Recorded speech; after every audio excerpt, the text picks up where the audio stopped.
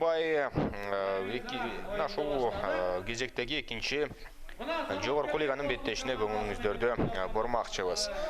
Курамдарды тааныштыруу менен беттешти баштасак туура болчудай. Көкжал командасынын курамы төмөндөгүчө.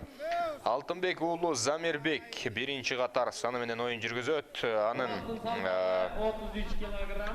Анын аргымагы Булут, экинчи Адылбек Керезбеков, Аутбек менен үчүнчү катар санында Дастан Сарыев, Зубайраны минип жүрөт, төртүнчү Акылбек уулу Азамат Ракета менен бешинчи Улукбек Осмоналиев, Сарыгөл алтынчы Мырзабай уулу Токтосун, ал учурда Көкжал командасы чабуулда жана Тайгазанды көздөй. Эмнегедир эч кандай тоскоолдуксуз бара жаткан кез алгачкы улак Тайгазанда. Ушундай күтүлбөгөн жерден өзүңүздөр көргөндөй албетте кечиресиздер атаандаштар, достук командасы Манас Ниязов Тайгазанга биринчи жолу ыргыталды.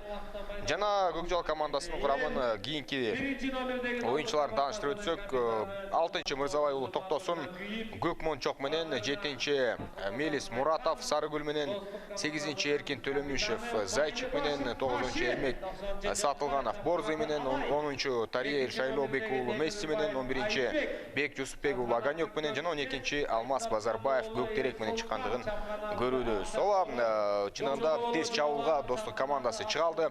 Биз жогоруда айткандай эле алгачкы чабуулун ийгиликтүү түрдө жыйынтыгына чыгарууда. Ооба, эми Көкжал командасы кандай оюнду сунуштай алат, алдыда көрөбүз.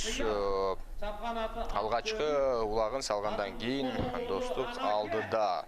Алардын курамын тааныштырып өтөлү. Азыр биринчи катар саны менен оюнда Ташы Майлыбашев оюн жүргүзүп жаткан мезгили.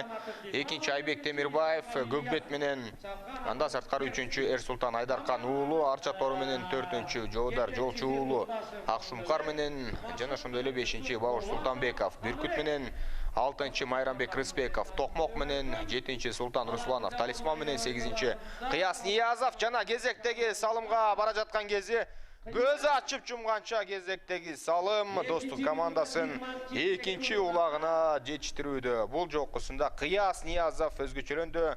Эсеп мына ушундай беттештин башталышында эле 2-0 айланууда. Демек, кийинки 9-чу катар санында Анаке Азимкулу уулу рекорд менен, 10-чу Манас Ниязов Шторм менен чындыгында башкы секундаларда эле биринчи улакты салып койгондугун көрүүдөбүз. 11-чи Белик Мукаев Титан менен чыккан жана 12-чи Ильяз Исаков Дерский менен чыккан оюнчу экендигин белгилей кетели. Азырынча эң алуулар боюнча Көкжал кандайдыр бир жакшы оюнду сунуштай албай жаткан кези де кичекти аракетин баштады. Бирок чеп жабышып Ташы Майлыбашев аракетин көрүп жуп алгысы келген жана анын натыйжасында азыр эми атаандаштарын бирден жаап Көкжал командасы өздөрүнүн азыр оюнун уланта албай тургандай, эми гана калыстын белгиси берилди. Жана буга чейинки өзүңүздөр көргөндөй эреже бузуу болгон жерде уланууда. Достук командасынан Ташы Майлыбашев жаза мамыга жөнөтүлдү. Көкжалда азыр жакшы мүмкүнчүлүк бар. Демек, азыр эми алар Тайгазанды көздөй бет алып бара жаткан мезгили. 2 мүнөт ичинде эми тең салмактуулукту орнотуп кое алабы, жокпу чогуу байкайбыз. Буга чейинки турнирдин алкагында эсиңиздерде болсо Ноорузда достуктагы ойногон жана ошондой эле Көкжалдагы беттештерин жүргүзгөн. Жана достук финалга чейин жетип барып, өз тайпасынан чыгып, финалдык бөлүктө ынтымакка жеңилген болчу. Эми бул жолкусунда вице-чемпиондор кандай маанай менен келди, кандай дымак менен келди, биз аны дагы бул беттештин алкагында эми 100% байкай албасак керек, бирок даярдыктарын сырттан байкап көргөнгө аракетибизди жасайбыз. Быйылкы мелдештин алкагында өзүңүздөр билгендей 3 күчтүү команда бар жогорку лигада. Эми алардын арасына албетте Бақуат Талас командасында кошток болчу да, бирок негизги командалардын арасында ошол Сары Өзөн, Достук жана Ынтымак командалары. Бир тайпага Достук менен кошо ошол эле Сары Өзөн жана Көкжал жайгашкан. Ал эми А тайпасында Ынтымак, Бақуат Талас жана ошондой эле алардын дагы бир атаандашы Сары Өзөн, Рассвет командалары ойногондугун бирлей кетсек болот. Ошондуктан улам мына ушундай көрүнүштөр жаралган мезгили. Ал учурда Улак менен кайрадан эле Достук оюнчусу Бауш Султанбеков Бүркүт менен Бауш Султанбековдун жолуна атаандаштары тороп чыкты. Бирок аягына чейин бул чабуулдун мизин кайтара алабы, жокпу чогбай кайбыс өтө жакшы ыкма менен атаандаштарын алдап өткөн соң Тайгазанды көздөй бет алып бара жаткан кезде ага көмөктөшүүгө Майрамбек Рыспеков дагы барган, бирок Бауш Султанбеков эсепти 3-0 айландырууда. Демек, Байыш, тактап айтсак, Кыяз жана ошондой эле Манас Ниязовдордон кийин дал ушул Бауш Султанбеков эсепти өзгөртүп жаткан мезгили. Эсепти дагы да болсо өөрчүттү. Бул беттеште биринчи таймда эле упайлар ким тарапта боло тургандыгы анык болуп бара жаткандай, күтүлгөндөй эле түрдө Көкжал командасы эми чындыгында мен деген азыркы жогорку лиганын командаларына каршы туруштук бере албай тургандай. Ошондуктан улам бул команда кандай түрдө өздөрүн көрсөтүүгө барат, эми чогуу байкайбыз, салымдарга жете алабы, жокпу чыныгы оюнду сунуштай алабы, жокпу аны дагы чогуу байкамакчыбыз. Достук мындан кийинки оюну Сары Өзөнгө карата даярдыктарын бул беттештен көрүп алса болот десек дагы болчудай чындыгында. Эми бирок азырынча эсептен алардын атаандаштарын биз чыгарбай турабыз. Дагы да болсо мүмкүнчүлүгү бардыр. Эгер деле бул өздөрүнүн мүмкүнчүлүктөрүн колдоно ала турган болсо. Чогуу байкайбыз.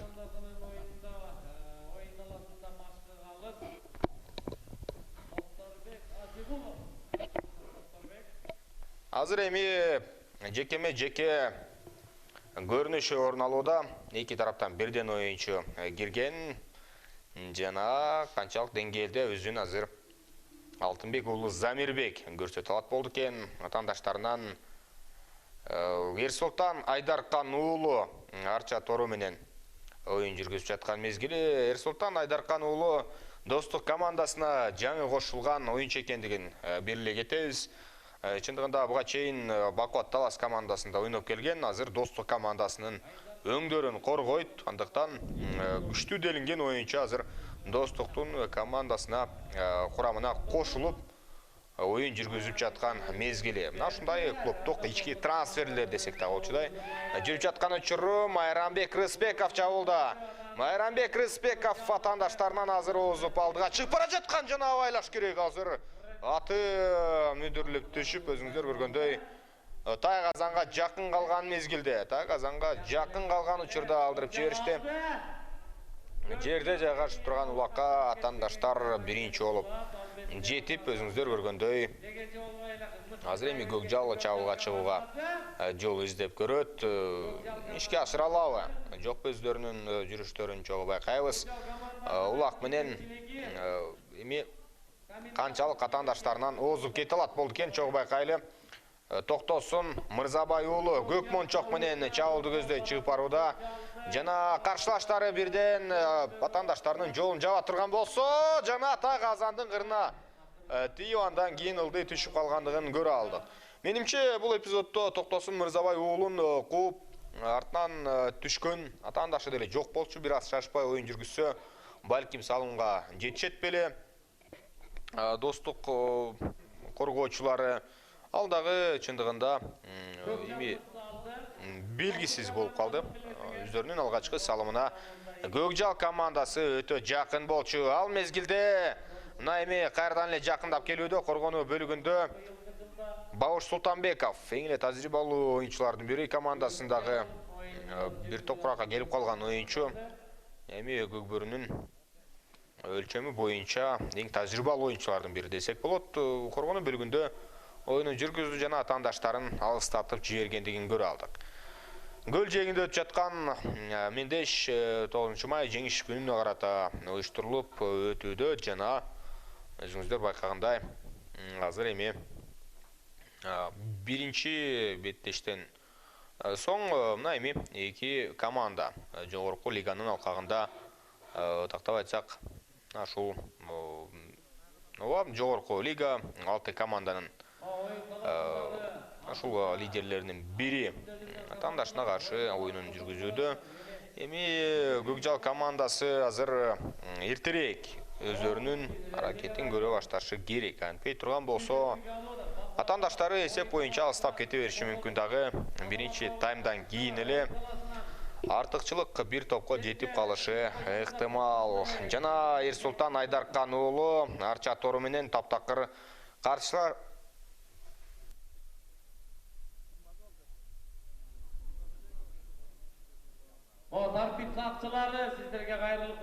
Каршылашына жол берген жок жана жекеме жекеден ийгиликтүү чыккан соң азыр эми чабуулду уюштуруп көрөт, бирок аутка чыгып кетти. Аутка чыккандыгына байланыштуу азыр эми өзүңүздөр көргөндөй жекеме жеке кайрадан эле борбордук бөлүктө орун алат. Жекеме жекеге мына ушул Эрсултандан сырткары Айбек Темирбаев да келе тургандыгын белгилей кетсек болот. Андыктан Эрсултандын оюну жүрбөй жатса Айбек Темирбаевдин оюну жүрбөсө анда Эрсултан кирип мына ушундай эки оюнчу бири-бирин алмаштыра тургандыгын дагы айта кетсек болот. Мына азыр биз айткандай эле Айбек Темирбаев борбордук бөлүктө атаандашы Замирбек Алтынбек уулу оюн жүргүзүүдө. Жана коргонууда анчалык деле ийгиликтүү эместей. Өзүңүздөр көргөндөй азыр эми Айбек Темирбаев эки тарабын карап, андан кийин чабуулга чыгууга даяр. Коргонуу бөлүгүндө Көкжалдын оюнчусу Жусупбек уулу Бек өтө жакшы ойной алган жок. Жана Айбек Темирбаев эсепти 4-0 айландырды. Эсеп 4-0. Командадагы кезектеги оюнчу өзгөчөлөнүүдө бүгүн мына 4 улакты 4 башка Көкбөрүчү салды. Манас Ниязов, Кыяз Ниязов жана ошондой эле андан кийин биз жогоруда белгилегендей Бауш Султанбеков, андан кийинкиси Айбек Темирбаев. Мындай деңгээлде уланса ар бир оюнчу бирден улак салып өздөрүнүн статистикасын өзгөртүшү мүмкүн. Ошондуктан улам Көкжал азыр болушунча аракетин көрүш керек. Эми жеңдирбей коюу өтө татаал болот. Бирок татыктуу оюнду көрсөтүү менимче алардын башкы тапшырмасы. Кийинки каршылаштары деле алар үчүн өтө татаал, күчтүү атаандаштар десек болчудай. Анткени алар Сары Өзөнгө каршы ойношу керек болот. Ошондуктан улам тайпадан чыгуу маселеси Көкжал үчүн оорураак экендигин айта кетсек болчудай. Ал учурда мына кийинки чабуул Көкжал командасынын аткаруусунда ишке ашып бара жаткан мезгили. Бул жолкусунда улак менен Токтосун Мырзабай уулу атаандашы Анаки Азимкул уулу болушунча атты камчылап, анын жанында кармалып турат Султан Русланов дагы бар. Ошентип олтуруп атаандашын жерге улакты түшүрүп жиберүүсүнө себепкер болушту. Мажбур кылышты десек дагы болчудай. Көкжал командасынын эми чындыгында даярдыгы балким жакшы эле деңгээлде болгондор. Бирок туруштук бере албай жаткан учуру алгачкы 15 мүнөт ичинде 4 улак салынды. Жана упайды кыскартуу боюнча өздөрүнүн аракеттерин жасай алабы. Каршы чабуулду көздөй азыр качып бара жаткан кезде жакшы мүмкүнчүлүк бар Достукта. Демек Султан Русланов жана 5-чи улак.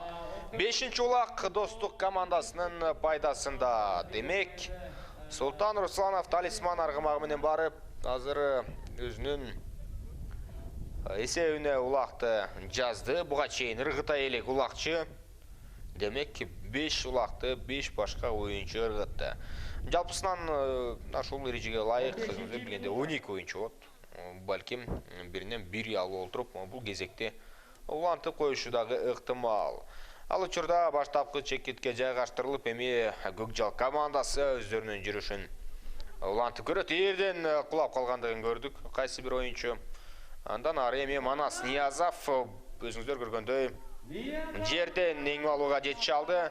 1993 жылы төрөлгөн күчтүү улакчылардын бири Шторм менен оюн жүргүзүүдө. Буга чейин өзүңүздөр билгендей Манас Ниязов Бойко менен ойноп келген, бирок Бойко азырынча оюндарга чыкпай калгандыгын айта кетсек болот. Жана чоң ылдамдык менен чабуулга чыгып бара жаткан кезде ыргытууга мүмкүнчүлүк алабы? Чоң бир ылдамдануу менен келип ыргыткан улак дайым кооздукка ээ болуп келет. Ошондуктан улам азыр атаандаштары ушунча эртерээк жолун тосууга аракетин жасады. Андан кийин улак азыр ким тарапта? Бул чабуулдун мизин кайтарууга Көкжал командасы жетишти. Анын натыйжасында азыр эми жеке көрүнүшү орун алат. Эң биринчи улакты Манас ыргыткан. Азыр кийинки улакка бир аз эс алып алган соң аракетин көргөн болчу. Жана Көкжал командасы коргонууда иш алып барды. Бул команда эми мына ушул жогорку лиганын алкагында жеңиле бере турган болсо, рейтинг боюнча упайлары төмөндөй бере турган болсо, анда биринчи лигадагы күчтүү командаларга ордун бошотуп бериши толук мүмкүн. Ошондуктан улам болушунча алар туруштукту бери ойногонго аракетин көрүшү зарыл. Демек азыр борбордук бөлүктө Эрсултан Айдаркан уулу командага жаңы гана кошулду. Жаш оюнчулардын бири 95-жылы төрөлгөн жана андан ары аракетин улантат. Ал эми ага каршы бул эпизоддо Көкжал командасынан чеп чабышып оюнду Дастан Сарыев көрсөтүүдө Зубайра менен. Бирок Эрсултандан азыр улакты тартып алуу өтө эле татаал болот. Жана ага жардам берүү максатында жанына Майрамбек Рыспеков келген. Майрамбек Рыспеков көткөрүп бере турган болсо, бул оюнчу чабуулду канчалык уюштура ала тургандыгын билесиздер. Каршы чабуулга качып кетиши мүмкүн. Өзүнүн тайгазанын айланган соң, мына буга чейинки Манас Ниязовдун жүргүзгөн чабуулуна окшош чабуулду жүргүзүп барууда. Демек атаандаштары кайрадан эле коргонууда активдүү, артынан чаап келип жетип алгандыгын да көрдүк. Азамат Акылбек уулу бирок ракета менен эч кандай тоскоолдук кыла алган эмес. Жана Майрамбек Рыспеков эсепти 6-0 айландырууда. Демек бүгүнкү беттештеги өзүнүн биринчи улагын ыргытты. 6-катарда ойноп жаткан Майрамбек Рыспеков 6-улакты ыргытты. Демек үстөмдүк толук бойдон Достук командасы тарабында. Жана азыр эми андан ары жүрүшүн улантууну толук бойдон Достук эсепти дагы да болсо өстүрүүнү көздөйт. Менимче алар толук ишенимдүү жеңишти өзгөчө ошол биринчи беттештерде алып келүүдө. Ал эми Көкжал командасы азырынча бир дагы улакка жете элек. Бирок буга чейин жакшы мүмкүнчүлүк болгондугун айта кетели. Бир чабуул, андан башка көзгө басар жана ошондой эле белгилеп айтар чабуулдары деле жок. Жана кезектеги чабуул, жакшы мүмкүнчүлүк бар. Эсеп 7-0. Демек буга чейинки Султан Русланов талисман менен келип 7-0 эсебин каттоодо. 7-катар сандагы оюнчу 7-улакты салды. 6-катар сандагы оюнчу 6-чыны салган. Азыр эми балким кезек Кыяс Ниязовдабы. Анткени ал 8-чи номерде ойнойт. Так көрүү менен биринчи таймдын 20-минутасы соңуна чыгып барууда. Демек биринчи тайм толугу менен мына ошол атаандаштарына өтүп кетти Көкжалдын. Эми бул күтүлгөн эле жыйынтык чындыгында. Андыктан бүгүнкү орун алган жогорку лиганын беттештери балким чыныгы көкбөрү күйөрмандарын таң калтыра албаса керек. Бирок мына эмки орун ала турган беттештер таптакыр башка. Оюндар чындыгында деңгейли боюнча бири-бирине жакын командалардын оюндары жүрөт. Ошондуктан улам барган сайын жогорку лигада дагы, биринчи лигада дагы кызыктуу оюндар жүрүп келет. Азыр эми тыныгуу талды жана экинчи таймдын башталышында эле кайрадан эле баштапкы чекиттен эңип алуу ийгиликтүү түрдө Достук командасы өздөрүнүн жүрүшүн улантып барууда. Жана аут Манас Ниязов Шторм менен биринчи оплакка жеткен. Анын натыйжасында мына эми кайрадан айланпа жана жеке күрөшү аркылуу бул беттеш уланат. Экинчи 20 мүнөттүк орун алышы керек. Көкжал командасы эми ватандаштарын өтө эле алыс кое берип жиберди. Жана Достук эми азыр кандайдыр бир машыгуу оюндарын өткөрүп жаткандай эле тактикаларын ойлонуштуруп жаткандар. Ошондуктан улам эми алардын жүрүштөрүнө дагы биз көз чаптырабыз. Серсултан Айдаркан уулу борбордук бөлүккө кирди. Анын атаандашы Көкжал командасынан Замирбек Алтынбек уулу Булут менен Булут жана Арчат Тору аргымактары бири-бирине каршы. Ерсултан Айдаркан уулу бүгүн жекеден чындыгында эңип алуу боюнча атаандаштарынан бир топ эле ийгиликтүү. Аты дагы күчтүү көрүнөт. Таптакыр атаандашты жолотпой жаткандыгын байкоодобуз. Чийинден чыгып азыр чабуулга бет алып көрөт. Буга чейинки ошол бөлүктө эгер Достук оң тарапты көздөй чабуулдарга барган болсо, азыр сол канаттагы Тайгазанды көздөй чабуулга барат. Жана ошол иш-аракеттерин жүргүзүп бара жаткан учуру жана азыр эми кайрадан эле Көкжалдын Тайгазанына жакындап оюн жүргүзүүгө даяр. Майрамбек Рыспеков экранда. Майрамбек Рыспеков азыр өзүнүн Тайгазанын көздөй бет алып барууда, чабуулду узартып келүүнү көздөп жаткандыр. Адашып кетүүбүз Тайгазанына салгандар дагы бар. Бирок азыркы учурда эми адашып кетүү мүмкүн эместей. Майрамбек Рыспеков атаандашын учурда артта калтырды. Күлүк аты менен алдыга жылып бара жаткан мезгили жана буйтап барып ыргытууга мүмкүнчүлүгү бар. Жана азыр эми сүрүлүп барып аягына чейин түртө алды. Эсеп бети 8-0. 8-0. Демек өзүнүн эсебине бүгүнкү күндөгү экинчи улакты жазууда Майрамбек. Ошону менен мына өзүңүздөр байкагандай эсеп дагы да болсо өзгөрдү. Эми чогуу байкайбыз кандай боло тургандыгын. Эсеп 3-чү мүнөттө эле өзгөргөндүгүн көрө алдык. Азыр баштапкы чекитте жогорку лиганын, жогорку дивизиондун командалары жалпысынан 6 команда бар. Сары Өзөн Расфет, Сары Өзөн жана ошондой эле мына ушул каршылашы алардын 4 команда ынтымак, Бакубат Талас жана ошондой эле мына кийинки атаандаштары ошол эле Достук Көкжал командалары. Жакшы мүмкүнчүлүк бар ыргытууга. Демек азыр эми кезектеги улак салынды.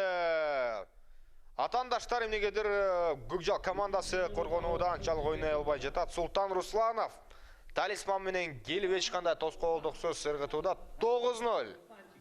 9 улакты ыргытууга жетишти. Султан ушуну менен өз пайдасына бүгүнкү беттештеги 3-чү улагын ыргытууда. Азырынча рекорд бул оюнчу тарапта. Демек өтө активдүү чабуулчулардын бири байкасаңыздар. Атаандаштарынан оңой өтүп, уйтап барып ыргытууларды ишке ашырып жаткан мезгили. Көкжал улакка жетер Замат Сүрмөтоп өз тапшырмасын тамай аткарды. Ташы Майлыбашев күчтүү оюнчулардын бири. Азыр өзүңүздөр көргөндөй мына атаандашын сүрүп чыгарган. Ташы Майлыбашевдин иниси Улок Майлыбашев дагы буга чейин биз айтып өткөндөй жаш күч командасында оюн жүргүзүүдө. Бүгүнкү беттешинде ал атуу командасына улак ыргытууга дагы жетишти. Андыктан ага ини улакчыларды биз көп эле билип келебиз. Мына ушундай бир үйлөдөн чыккан мыкты улакчылар кездешет. Мына ошол Майлибашевтің иниси дагы болгондугун белгилей кетели. Ал учурда Достук командасы кезектеги чабуулун көздөй бет алып барууда. Бул жолкусунда Айбек Темирбаев Достуктун жекеме жекечиси азыр атандаштардын тагазанын оозуна келди. Өткөрүп берген жок Манас Ниязовго. Менимче кабыл алууга даяр болчу. Жоодар жолчу дагы оюн жүргүзүп жаткан мезгили жана командалаштар азыр жардам бериши керек. Азыр Айбек Темирбаевдин жанында Жоодар жолчу оюн жүргүзүп жаткан мезгили Манас Ниязов дагы 10-катар саны менен алардын жанында. Менимче азыр Манас алууга барат жок, жүгөннөн тартып жаткан кези. Эң башкысы бул кысымдан бошонууну көздөгөн жана сыртка аутка чыгып кетти. Азыр эми жекеме жеке көрүнүшү башталат. Кайрадан эле борбордук бөлүктөгү күрөштү көрөбүз.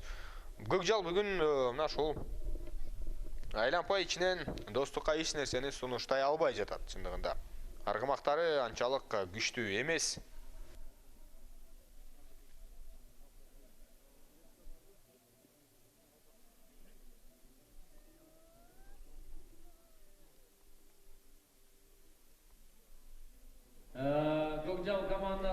Азыр эми кийинки жүрүштөрү жекеме жекедеги аракетин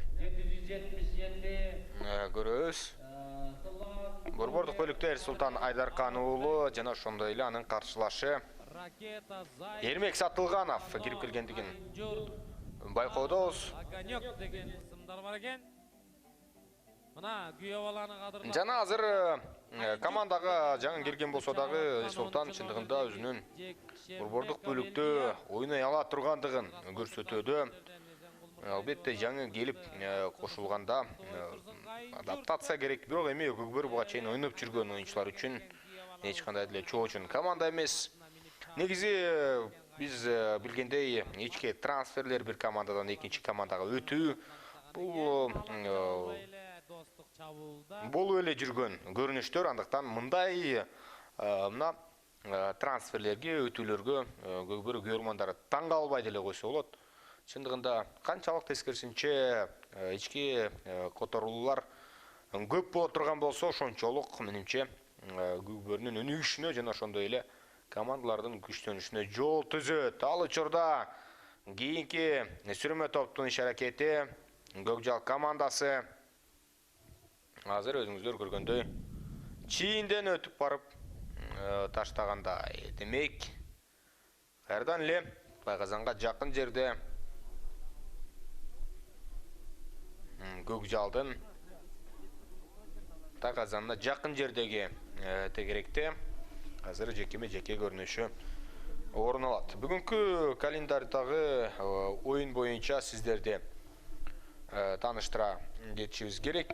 Мындан кийин дагы да болсо оюндар бар. Биринчи лиганын алкагындагы беттештер орун алат. Экинчи таймдын 8-чи минутасы эсеп. Белгилей кетсек, ошол эле алдыда Ракет командасы бар. Андан сырткары өзүнүн Ракет Сынташ менен Ракет Сынташ командалары атбашы Сусамыр Байтур менен ойнойт тактап айтсак, ал эми атбашы Кыран менен беттеш өткөрө тургандыгын белгилей кетсек болчудай. Демек, мындан ары дагы эки беттешти көрөбүз. Кече күнгүгө караганда бүгүн оюндар көбүрөөк. Анткени жогорку лиганын дагы эки беттеши кошулууда ортодо. Дайыма эле мына ушул мелдештерде ички чемпионаттарда жогорку лиганын алгачкы беттештери чугулактан кийин анчалык кызыктуу деле болбойт менимче. Бирок албетте барган сайын атаандаштар деле Көкжал сыяктуу командалар тажрыйбасын топтоп мендеген күчтүү командаларга туруштук бере башташы керек. Же болбосо андай максатын аткара албаса, биринчи лигадагы командаларга ордун бошотушу керек болот. Биринчи лигада дагы канчалаган күчтүү командалар бар экендигин биз жакшы билебиз. Буга чейин эле алардын оюндарын алгачкы 8-1 финалдык беттештеги жүрүштөрүн көргөнбүз. Айбек 10-нчу Темирбаев минутта. жакшы бурулуп азыр алдыны көздөй чабуулга чыгып бара жаткан мезгили. Айбек Темирбаевдин ыргыткан улагы тамайлы Тайгазанда. Демек эсеп 10-0. Бүгүнкү күндөгү Темирбаевдин экинчи улагы чабуучулардын статистикасы менен бул оюнчу дагы келе жаткан кези. Бүгүнкү күндө ал 4-нчү улагты ыргыткан болчу. Азыр эми 10-0 чейин өсүп кетти. Жыйынтыгы эч кимге табашмак эмес. Жана калса Көкжал командасынын өзүнө дагы Oyun болду. 8 команда биринчи oyun Карой командасы менен Төшбулак. буга чейин биринчи лиганын алкагында 2-1 эсебинде жаш күч жана Атуу командалары бири-бирине каршы ойногон. Ошол беттеш кандай жүрсө, ошондой деңгээлде азыркы беттештагы жүрүп жатканда, эгерде эле салыштыра турган болсок. 3-нчү oyunda артыкчылыкты. Андыктан мына улак артынан улак салынып, Достук командасынын мына упайлары жакын калууда. Майрамбек Рыспеков жана кезектеги улак 11-0. 11-0. Рыспековдун бүгүнкү күндөгү 3-нчү улагы. Азыр атандаштары менен жарышпай эле, алар бири-бири менен чабуучулар боюнча статистикасы боюнча жарышып жаткандай. Азыр учурда Достуктагы Султан Русланов менен Майрамбек Рыспековдун улактары бирдей 3төн салымды аткарышты.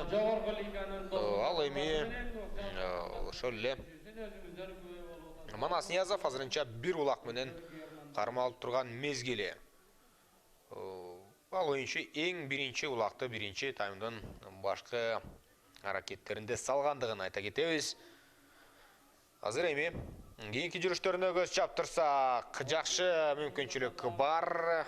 Кыяс Ниязов Ылдыйенки Замат өзүнүн ак бөрү аргымагы менен алны көздөй жок, аракетке барбайт. Азыр болгону албетте жекеге таштап берди. Кыяс Ниязов негизи бирок эңип алуу боюнча дагы тажрыйбалуу улакчылардын бири. Буга чейин ал экинчи салымды ишке ашырган. Азыр эми борбордук бөлүктө оюнат. Жеке көрүнүшү. Дастан Сарыев кирип келди Көкжалдан. Ал эми атаандашы ошондой эле 3-чү катар сандагы оюнчу Эрсултан Айдаркан уулу ойногон.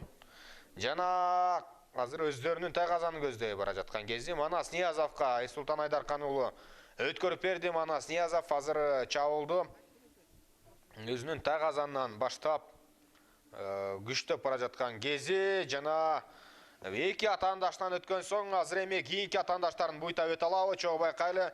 Коргонууда Көкжал командасы өтө активдүү, кайрадан артка бурууга аргасыз кылды. Бирок канчага чейин созулат болду экен, азыр чогуу байкайлы.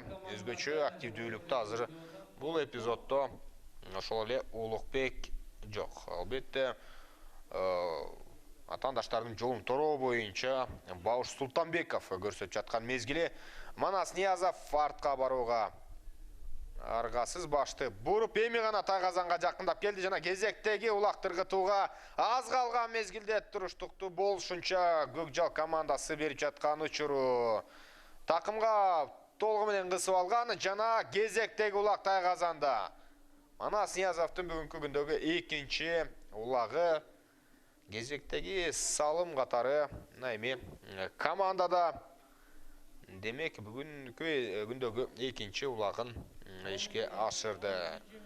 Бүгүн болгону Достук канча улакка чейин ыргытат, ошол эле суроо бар. Бул экинчи гана таймдын 15-мүнөтү. Дагы 3-чү бөлүк бар. Андыктан 3-чү бөлүктө атаандаштарга менимче жол бермей башталат. Тактап айтсак, салым салууга тескерисинче аларга жол түзүп бермей башталат болуш керек. Султан Русланов активдүү оюнчулардын бири. Анын алдын азыр Мелис Муратов тосуп чыккан, бирок ага карабастан 2-3 оюнчуну алдап өттү. Жакшы, демек өтө жакшы чеберчиликте Султан Русланов. Мына ушундай 13-чү улакты ыргытууда. Султан Русланов азырынча Бұл беттеште рекордсмен чабуулдар боюнча ал 4-чү улагын салды. Эми ар бир оюнчунун биз салымдарын эми санап жаткандыгымдын себеби бир гана оюнчулардын ушул аракеттерин салыштырып жаткандыгым. Андан башка нерсени байкай албайбыз. Көкжал командасында салым жок же болбосо ушул коргонууда тиешелүү түрдө таттыктуу иш-аракеттерин жасай албай жаткан учуру аутка чыгып кетти. Эңер Замат Көкжалдын курамындагы Токтосун Мырзабай уулу Көкмончок менен оюн жүргүзгөн жана аутка чыгып кеткендигинен улам азыр эми жеке көрүнүш орун алат. Айбек Темирбаев кирип келди бул жолкусунда. Ал эми Көкжалдан Эрмек Сатылганов борбордук бөлүктө. Эрмек Сатылганов Булутту минип чыктыбы? Ооба, Эрмек Сатылганов Булут менен чыккан. Андыктан азыр эми канчалык күрөш жүрө тургандыгын көрөбүз. 16-минутта жыйынтыгына чыгып барууда. 4 мүнөт убакыт бар. Мындан кийинки Айбек Темирбаев азыр эч кайда деле шашпайт. Азыр ушул Жылдыйынки тайм бүтөрү менен оң такымды көздөй өткөрүп алды. Сусамыр Өзүңүздөр көргөндөй такымга бекем басып алган соң андан Эрмек Сатылганов азыр тартып ала албайт. Өзүнүн тайгазаны көздөй жөнөдү. Жана командалашына өткөрүп берет. Бул жолкусунда Ташим Майлыбашев алай аргымагы менен азыр алдыга озуп чыгып бара жаткан мезгили. Анын артынан сая түшкөн атаандаш азырынча жете албайт. Ат жалына бийигирээк көтөрүп алды. Бир кол менен ыргытууга даярбы? Ташим Майлыбашев атаандаштарынын арасына жиреп кирип барды. Жана көмөктөшкөн командалашы бар. Бул улакты Ташим менен Бауш Султанбеков экөө биргеликте ыргытты. Демек, мына ушундай 5-чи жана ошондой эле 1-чи катар санда ойногон оюнчулар бири-бирине көмөктөшүп ыргытууда. Эсеп 14-0. 14-0. 2 таймдын жыйынтыгында гана. Дагы да болсо 3 мүнөт бар экинчи бөлүктө. Ал эми 3-чү таймда кандай эсеп жаралат? 25ге чейин жетип кетеби эми?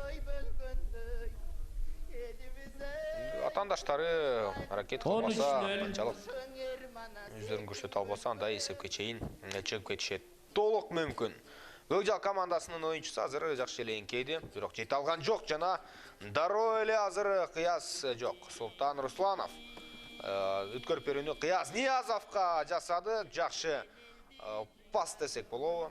Мындай жерден эми атаандаштар кууп келе жаткан жерде өткөрүп берүүнү жасады. Кыяз Ниязов ак бөрү менен чоң ылдамдыкта бара жаткан мезгили жана атаандашы Замирбек Алтынбек уулу атаандашынын жолун тороп чыкты.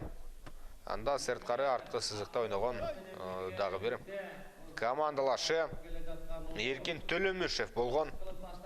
Азырынча Кыяз Ниязовго толук жолду бербей жаткандыгын байкоодобуз. Бирок өжөрлөнүп дагы да болсо жетип келди. Эч бир тоскоолдукту көрсөтө алган жок. Ооба, улак тайгазанда Кыяз Ниязов кезектеги салымды ишке ашырууда. Ак бөрү менен ойнотуп барып, атаандаштарын алдап барып ыргытууга жете алды. Чындыгында андыктан жеке индивидуалдык чеберчилигин мына ушул эпизоддордо көрсөттү десек болот. 20 мүнөттүн ичинде нечен деген улактарга жетчүдө бул команда. Тактап айтсак, экинчи таймда 8 улакты салды. Биринчи таймда 7 улакты салган болчу. Көкжал командасы улак менен жаналар көптөн күткөн чабуулун ишке ашыра алабы? Атаандаштар жол берип коебу? Азыр чогуу байкайбыз. Ыргыталабы? Чоң ылдамдыкта келүүдө жок. Мындай жерден эми капталдан өтүп бара жатып, тайгазандын жанынан ыргытуу бул өтө эле оор. Барып атты тайгазандын оозуна токтотуп андан кийин ыргытуу бул эң бир текшерилген ыкма десек болот. Бирок Көкжал командасынын оюнчусу жетише алган жок. Жана азыр кезектеги чабуулду Бауш Султанбеков уюштуруп барууда.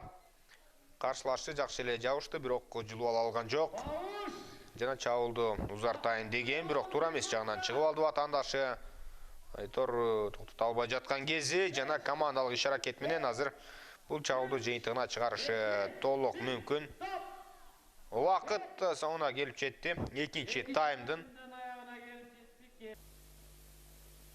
14 ой бара келди. Бүгүн боюнча мелдештер уланууда, урматтуу телекөрүүчүлөр, Достук жана Көкжал командаларынын ортосундагы тирешке күбө болуудабыз. Майрамбек Рыспеков учурда 3-чү таймдын башталышында өз иш-аракетин көрсөтүүдө.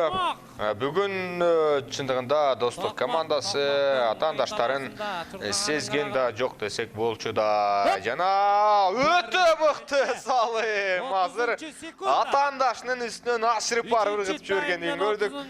Майрамбек Рыспеков азыр өзүңүздөр көргөндөй 16-чы улакты ыргытты. 16-0. Эңкейип койду атаандашы. Чындыгында кол салымдардын бири болду. Бүгүнкү күндөгү барган сайын бул артыкчылык өсүп барууда. Бул эми балким артыкчылык болуп 5-6 улакка чейин эле эсептелиши мүмкүн болчу.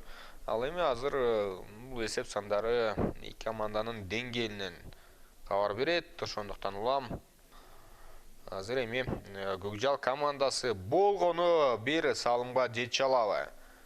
Акыркы таймга карата ушундай гана суроо калды. Андан башка таптакыр суроо жок. Жана көпчүлүк учурда эми жогорку лиганын акыркы кийинки стадиядагы беттештери гана кызыктуу болуп, алгачкы тирештери андай болбой калууда. Андыктан биринчи лигага салыштыра турган болсок, биринчи лигада кызыктуу беттештер көбүрөөк кездешүүдө. Андыктан ушундай жактары эки тарапта бар бири-бирин айырмалап тура тургандыгын белгилей кетели. Ал учурда мына эми жакшы мүмкүнчүлүк бар. Жана азыр эми өзүңүздөр көргөндөй азыр андан ары чабуулга Кыяс Ниязов ак бөрү менен чыгууга камынып турат. Кыяс Ниязов оюн жүргүзүп жаткан мезгили. Кыяс Ниязов биринчи таймдын алкагында дагы салымдарга жетишкен. Азыр ыргытууга мүмкүнчүлүгү бар. Жана андан ары эми кандай жүрүшкө барат чогуу байкайлы.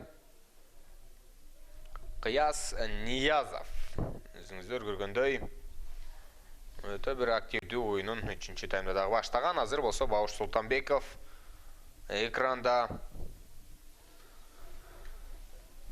Жана ушундай жүз жайгашкан атаандаштарынын арасынан жиреп кирип баруу дагы оңой эмес. Кыяс Ниязов менен Бауш Султанбеков бири-бирине жакын тургандыгын көрүүдөбүз. Жана кезектеги чабуулу. Бирок азыр эми кайрадан чабуулду узартып барып андан кийин ишке ашырууну көздөп тургандай. Бул оюнчу 1987 жылы төрүлгөн оюнчу. Демек бир топ эле командасындагы абройлуу оюнчулардын бири десек болот. Андан улуудагы Бауш Султанбеков бар. Ошол эле Белек Мукаев бар экендигин белгилей кетсек болот. Бирок алардын ичинен азырынча активдүүсү дагы ушул оюнчу. Өткөр перини ишке ашырган. Жана Манас Ниязов шторм менен тайгазанга кирип кеткендигин да көрдүк. Демек кезектеги 17-чи улак Манас Ниязовдун бүгүнкү күндөгү 3-чү салымын көрө алдык. Атаандаштар кармай алган жок. Жана кезектеги ыргытуу Манас Ниязовго туш келди. 17-0 эсеби катталууда. Азыр эми чогуу байкайбыз.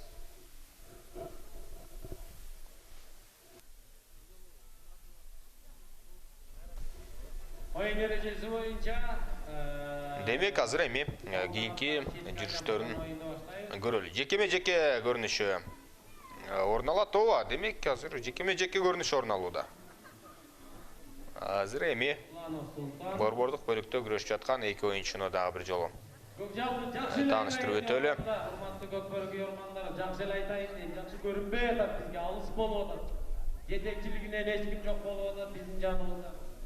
5-чи Султан Русланов борбордук бөлүккө кирип келди.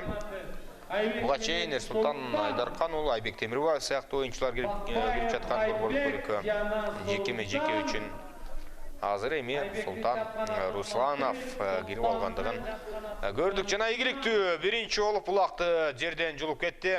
Андан ары өткөрүп берүүнү ишке ашырат командалашы. Азыр эми андан ары чабуулга жөнөштү. Бирок достук өздөрүнүн тайгазанынын түбүндө оюн алып барууда. Эми гана ак бөрү менен өзүңүздөр көргөндөй жок, азыр эми Эрсултан Айдаркан уулу. Ооба, Эрсултан Айдаркан уулу оюн жүргүзүп жаткан мезгили. Абайлаш керек. Манас Ниязов анын жанында. Ыргытууга мүмкүнчүлүк ачылды. Жана кезектеги салым. Эрсултан Айдаркан уулунун пайдасында. Айдаркан уулу Эрсултан 95-жылдык көкбөрүчү. Арча тору чапканаты.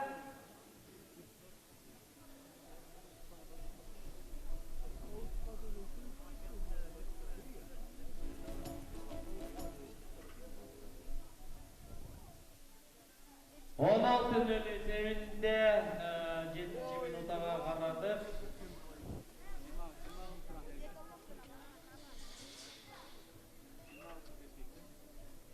Ушундай түрдө эсепти өзгөртүүгө Эрсултан Айдаркан уулу жетише алды. Андан ары дагы да болсо оюн уланып барууда. Демек, чогуу байкайбыз. Баштапкы чекиттен адаттагыдай эле азыр достук оюнчулар ийгиликтүү болгон. Көкжал талашууга даяр. Акыркы тайм болсо дагы алар аракетин кылып калууну көздөп турган мезгили. Жана жакшы, демек Көкжалдын курамындагы Замирбек Алтынбек уулу. Замирбек Алтынбек уулу азыр өзүнүн тайгазанын көздөй. Баратат, бул өзүнүн тайгазаны болчу. Биз жогоруда айтып өткөнбүз, оюнчулар адашып кетиши мүмкүн деп. Азыр топ-туура Замирбек Алтынбек уулу барып өз тайгазанын ыргытып койду. Ушул эле жетишпей турду эле Көкжалга чындыгында. Эми тайгазанды алмаштырып алуу чындыгында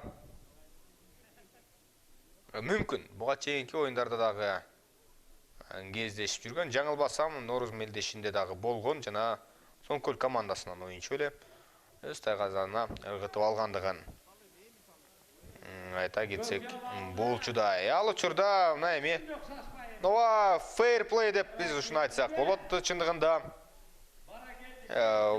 Токтосун Мырзабай уулу командасына улакты алып келди. Достук оюнчулары толук бойдон атаандаштарына жол берди. Анткени буга чейинки улакты Замирбек Алтынбек уулу өзүнүн тайгазанын ыргытып алган. Мына жөө өзүнүн азыр жок, Замирбек эмес, Эрмек Саптылганов ыргытып алган. Ал өз командасына басып бара жаткан кези жана достук командасы мүмкүнчүлүк ачып берип койгондугу бул туура көрүнүш. Фейр-плей, адилеттүү, акыйкаттуу оюн бул Көкбөрүдө дагы бар чындыгында. Андан сырткары эми өтө бир чоң артыкчылык эсеп менен жеңип жаткан командалар көпчүлүк учурда атаандаштарына 2-3 салымды салдырып коюшат. Бул чындыгында жазылбаган эрежелер десек дагы болчудай. Мына ошол мүнөттөргө биз жакындап бара жаткан учурубуз. Көкжал бүгүн өзүңүздөр көргөндөй чыныгы тырышып барып атаандаштарына улак сала ала турган абалда эмес. Ошондуктан улам мындай учурларда достук командасы көмөктөшүүдө. Султан Русланов кезектеги улагын салууга кызыктар. Менимче Майрамбек Рыспеков андан алды. Майрамбек Рыспеков ат ойнотуп азыр Атай Казанды көздөй. Менимче чоң ылдамдыкта жөнөйт Майрамбек Рыспеков улак менен бул жолкусунда токмок менен чоң ылдамдыкта бара жаткан кези бир да катандашы азырынча токтото албай турганда, бирок алдынан Көкжалдын курамындагы Алмаз Базарбаев чыккан. Майрамбек эч тажабастан улам бара бере тургандай жана кезектеги улак Тайгазанда дагы бир упайды өзүнүн эсебине жазууда. Бүгүн чындыгында Майрамбек Рыспеков, ошол эле Султан Руслан уулу сыяктуу улакчылар көп салымдарга жетишип жаткандыгын көрүүдөбүз. Чындыгында атаандаштарды чоң ылдамдык менен, чеберчилик менен алдап өтүп, бул оюнчулар активдүү десек болчуда. Эсеп эми фантастикалуу. Бул Көкжал үчүн эми балким мындай фаворит команда менен ойноп жаткан мезгилде анчалык деле таң калыштуу эместер. Чындыгында Көкжал командасы биринчи лигада ойной турган болсо, канчалык жыйынтыкты көрсөтө алар эле. Ал дагы ачык суроолордон. Мисалы, бүгүн биз ошол эле кызыктуу делинген Кабылан жана Кара Бура командаларынын oyunун көрдүк. Андай оюнду көрүү чындыгында бир чандагына кездешүүдө. Көкжал командасында мүмкүнчүлүк бар ыргытууга жакшы абал, бирок даярданып ыргытар мезгилде Эркин Төлөмүшев анчалык силке алган жок булакты. Бир колдоп көтөрүү да оңой эмес чындыгында. Ал азыр Зайчик менен оюн жүргүзүп жүрөт. Жана атаандаштары эми бир аз жол берди. Анын үстүнө кайра Тайгазанды ачып бере бербейт. Манас Ниязов болушунча талашып жаткан кезде азыр такымдан жылып кетиши мүмкүн болууда. Ооба, өзүңүздөр көргөндө Манас Ниязов атаандашынан оңой эле улакты тартып алды. Эки кол менен аракет кылып отуруп жылып алгандыгын көрдүк. Азыр эми ооба сыртка чыгып кеткендигине байланыштуу азыр жеке көрүнүшү. Физикалык жактан Манас Ниязов чындыгында күчтүү, карылуу оюнчу десек болот. Андыктан ушундай ылдамдыкта бара жатып тартышуу боюнча атаандаштар бул оюнчу менен абайлашы керек десек да болчуда. Жеке көрүнүшү эки тараптан бирден оюнчу кирип келди. Султан Айдаркан уулу жана ошондой эле Дастан Сарыев борбордук бөлүктө. Бүгүн Султандан атаандаштары таптакыр эле улакты ала алган жок чындыгында. Негизи эле достук командасынын жекечилери бүгүн үлгүлүү оюнду көрсөтүп жатат, бирок Көкжалга каршы. Ал эми кийинки өздөрүндө болгон фаворит командаларга каршы болгон беттештерде кандай оюнду көрсөтө алар болот экен, ал дагы ачык суроолордон. Чындыгында аргымактан көп нерсе көз каранды мындай учурда. Андыктан борбордук бөлүктө ошол эле Арча Тору, андан сырткары Көкбет сыяктуу аргымактар өздөрүн көрсөтө алышабы. Кезектеги салым жана Ташы Майлыбашев. Ташы Майлыбашев эсепти өзгөртүүдө. Атаандаштарын күтпөстөн эч бир шанс көтсүз Тайгазанга келди. Кезектеги улакты ыргытып салды. Албетте Көкбөрдөгү башкы тапшырма улакты ыргытуу, андыктан Ташы Майлыбашев эч нерсени күткөн жок. Атаандаштарды аё деген дагы кайсы бир деңгээлде болушу мүмкүн. Бирок чындыгында көкбөрчүлөр уламдан улам эле жол бере бербейт. Каршылашына мындай учурларда аны дагы Көкжал эске алып, өздөрүнүн чандагына кездешип жаткан чабуулдарын баалашы керек. Азыркыдай учурларды мисалы Көкжал командасынын оюнчусу Эрмек Сатылганов оюн жүргүзүүдө. Алдыга атын чаап көрөт, бирок атаандаштар бар. Ошол байланыштуу бирок бир аз артты карап ойноону туура көрдү. Токтосун Мырзабай уулу Көк мончок менен жылып бара жаткан кезде Мырзабай уулу атаандаштар жол ачып берди. Ооба, жол ачып берди. Экинчи улак. Биз жогоруда айткандай эле каршылаштардын жол ачып берүүсү менен өзүңүздөр көргөндөй кезектеги улагын эми экинчи улак Көкжал ыргыта алды. Азыркы учурда жогорку лигадагы менимче эң бир аутсайдер команда бул Көкжал десек болот. Ошол эле Сары Өзөн Рассвет менимче мындан күчтүүрөөк оюнду көрсөтүшү керек. Ал команда бар, ошондуктан улам барган сайын мындан кийинки оюндардагы кызыгына кирет. Тайпалык системада өтөт бул оюндар. Ал учурда дагы бир мүмкүнчүлүк бар. Жана Кыяз Ниязов ак бөрү менен. Кыяз Ниязовду сырттан таанып алуу өтө оңой, чындыгында ак бөрү менен дамдыкты өрчүтүп өтөсү боюнча өтө жакшы. Жана кезектеги улак Тайгазанда 16-минутта Ниязов Кыязды билесиңер. 20-чы салымга жетип алышты. 20 көрсөткүчүнөн ашып кетти. Бул эсептерди көргөндө биздин эсибизге көчмөндөр оюндарындагы Кыргызстан улуттук курама командасына каршы ойногон ошол эле акышлыктар, 17-минутта француздар, андан сырткары Өзбекстан, Монголия оюнчулары келет десек да болчудай. Анткени деңгээл боюнча айырмачылык өтө эле чоң болчу. Андыктан андай беттештерде алдын ала ким утаарын, кандай эсеп менен утаары деле белгилүү болуп калат. Ошондуктан улам жогорку дивизиондогу лигадагы ана беттештердин бири. Мына ушундай жалаң бир Тайгазанды көздөй жүрүп жаткан учуру. Ошол эле биринчи лиганын алкагындагы жаш күч менен Атул командаларынын оюну дагы дал ушундай түрдө жүргөн. Жаш күч каршылаштарына таптакыр жол берген жок, чындыгында. Мүмкүнчүлүк бербестен өздөрүнүн мыкты оюнун көрсөткөн. Ал учурда Айбек Темирбаев борбордук бөлүктө жана атаандашы Замирбек Алтынбек уулу. Замирбек Алтынбек уулу борбордук бөлүктө иш алып барууда.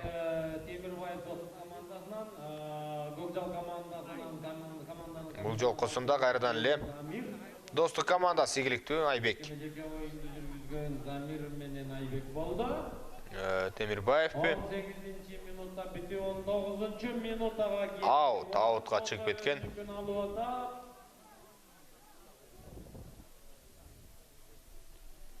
Жеке менен уланат болгону 1,5 мүнөт убакыт калды бул беттештин бүтөрүнө. Андыктан эми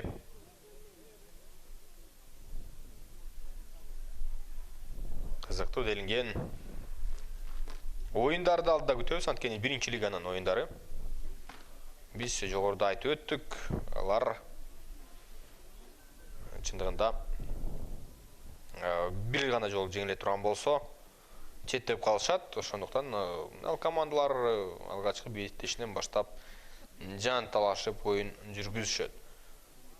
Суусамыр жана Ракет Сынташ командалары бири-бирине каршы. Анда сырткары Ат башы жана Кыран командаларынын оюну калды. Бүгүнкү күнүн эсебиндеги мындан ары 2 беттеш бар. Ал учурда Манас Ниязов Шторм менен жана азырынча чоң ылдамдыкты кошо элек ооздукту тартып бара жаткандыгын көрүүдөбүз. Бирок ошентсе дагы атаандаштарынан ашып барууда.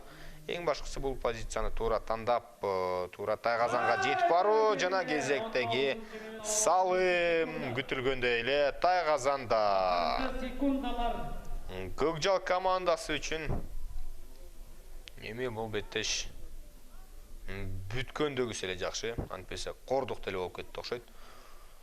Чындыгында кийинки оюнда эми кандай ойнойт болду экен, ал да кызык. Сары Өзөн менен ойнойт. Эки команда да тең, ошол Сары Өзөн командасына каршы беттеши бар. Быйылкы мына 9 майдын мелдешинин